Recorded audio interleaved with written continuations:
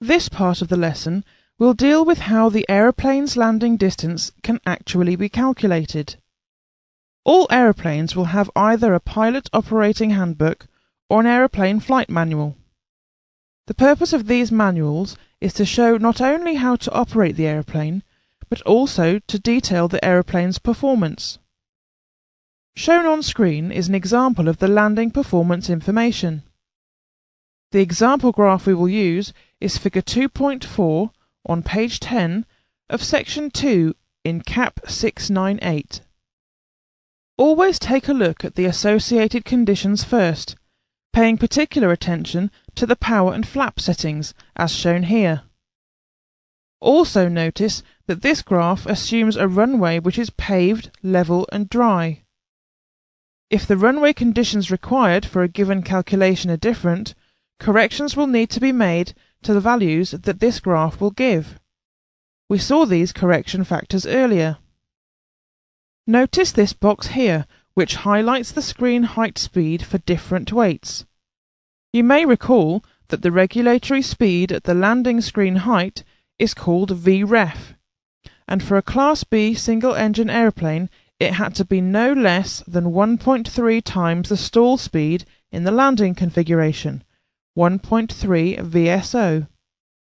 A pilot must adhere to the VREF speeds shown here because they are the speeds which have been used to construct this graph.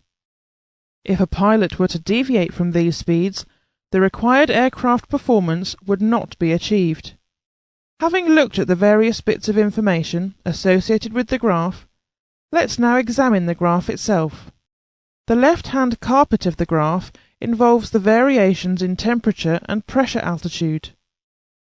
This part of the graph accounts for the effect of air density on the landing distance.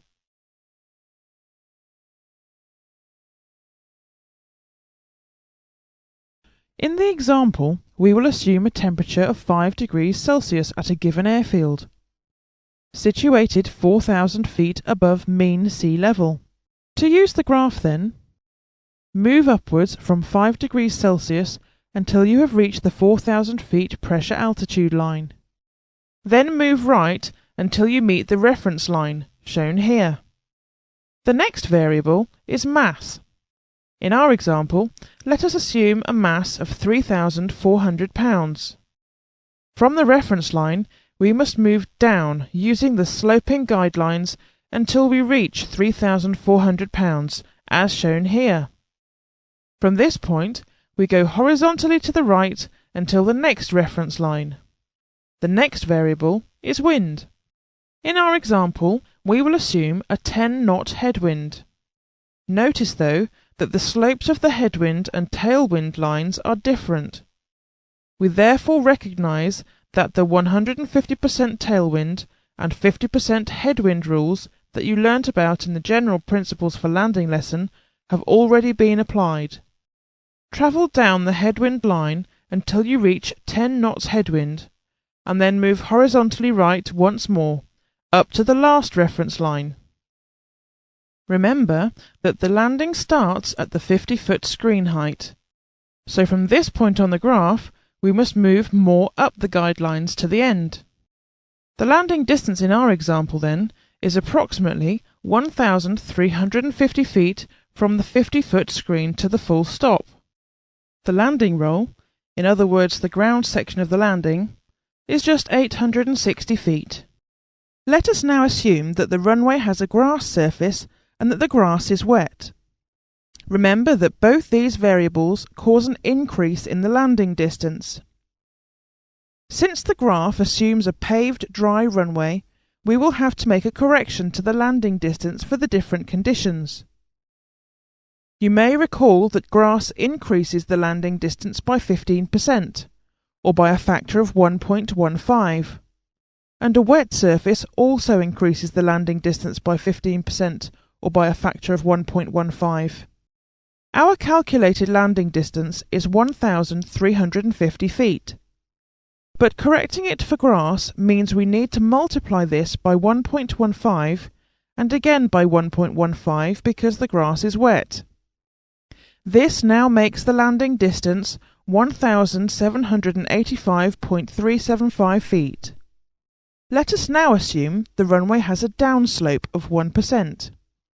You may recall this would increase the landing distance by 5% or by a factor of 1.05. This now makes the total gross landing distance 1,874.64 feet. To comply with the regulations, you may recall that the landing distance must be within at least 70% of the available distances at the airfield. Therefore, multiply 1,874.64 feet by 1.43. This means that our landing distance available must be at least 2,680.74 feet.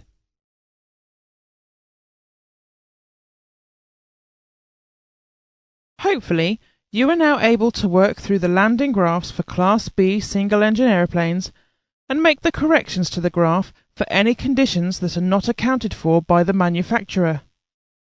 If you need further practice in using the graph to increase the accuracy of the results, we suggest that you work through the example in CAP 698 on page 9 of section 2, or use the questions on this CD, which test you on what you have learnt in this lesson. That concludes the section on Class B single-engine performance. The next section of aircraft performance will focus on the Class B multi-engine aeroplane.